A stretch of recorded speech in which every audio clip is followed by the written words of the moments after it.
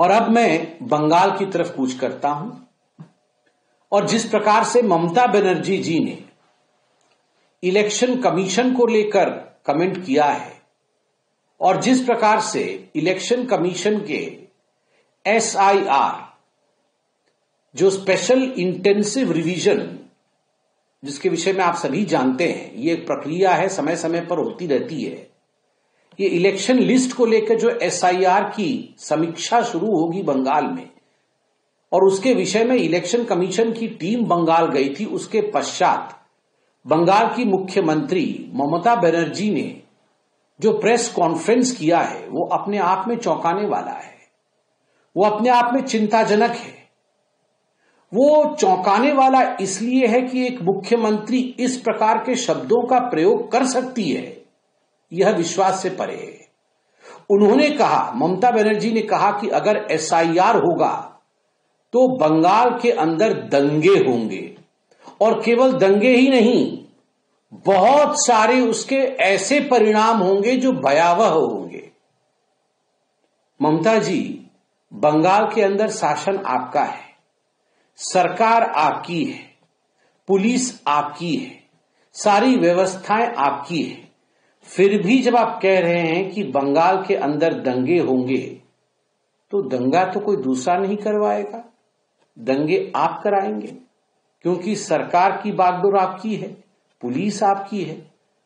मतलब ममता जी, आप धमकी दे रही हैं कि अगर एक संवैधानिक प्रक्रिया बंगाल के अंदर होगी जो कि भारत के संविधान की मान्यता के अनुसार होगी तो बंगाल की मुख्यमंत्री दंगा करवा देंगी और भयावह परिणाम बंगाल के अंदर सृजित करवाएगी। यह गैर संवैधानिक भाषण, यह चौंकाने वाला है कि एक मुख्यमंत्री इस प्रकार से कह सकती है।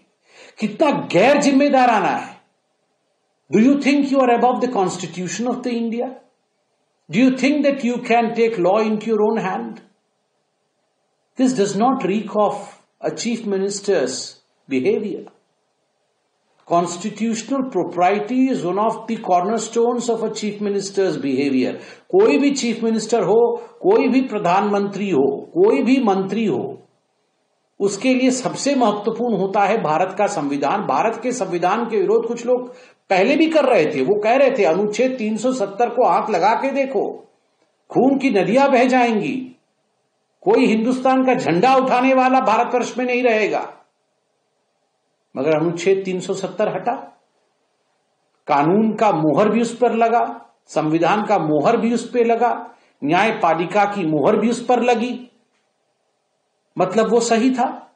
उस समय भी आप अनुच्छेद 370 के खिलाफ बोल रही थी और आज आप कह रही हैं कि दंगे हो जाएंगे बंगाल में अगर SIR होगा। आप किस लिए कह रही हैं मैं आपको स्पष्ट रूप से बताता हूं।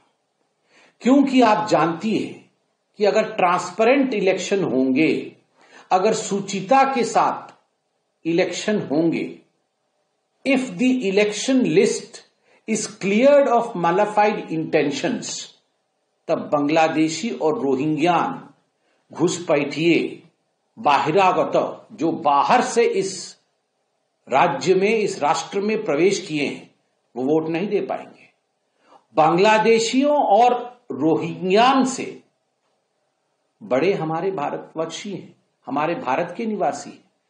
मगर मुझे दुख के साथ कहना पड़ रहा है कि ममता बनर्जी के लिए बांग्लादेशी और रोहिंग्यान, उनके लिए अगर उन्हें बंगाल में दंगे भी कराने पड़े, खून भी बहाने पड़े और भयावह परिस्थिति भी उत्पन्न कराना पड़े, तब भी वो उससे पीछे नहीं हटेंगी। यही चेतावनी ममता बनर्जी ने कल अपने बयान में दिया है। और मुझे तो बड़ा दुख होता है, वो किसको मीर जाफर बोल रही है, किनको वो मीर जाफर बोल रही है? जो देश के नागरिकों को देश का नहीं माने, जो देश के नागरिकों को हित को दरकिनार करके विदेशी घुसपैठियों को अपना माने, विदेशी घुसपैठियों के लिए खून की नदियां बहाने के लिए तैयार हो जाए, दंगे करवाने के लिए तैयार हो जाए, वो देशद्रोही है, या जो कानून के परचम को आगे लेकर बढ़े, संविधान के साथ आगे बढ़े, वो देशद्रोही है।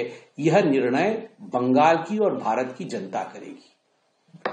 मुझे अंत में सिर्फ इतना ही कहना है, ममता बनर्जी, यह आपका अहंकार है कि आप अपने आप को संविधान से, न्याय प्रणाली से और भारतवर्ष के संवैधानिक संस्थाओं से बड़ा मानती है।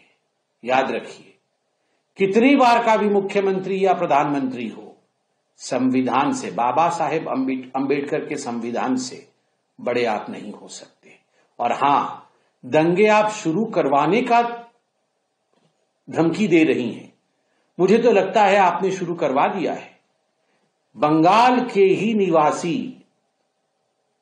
ट्राइबल लीडर खगेन मुर्मू के ऊपर उनका खून बहाकर जिस प्रकार आपने हमला कराया है, यह दंगे आरंभ करने का काम आपने किया है। आपने दंगे शुरू किए हैं, बंद लोकतांत्रिक तरीके से जनता का आदर करते हुए हम करेंगे। तृणमूल कांग्रेस हारेगी, भारतीय जनता पार्टी जीतेगी। धन्यवाद। Subscribe to One India and never miss an update. Download the One India app now.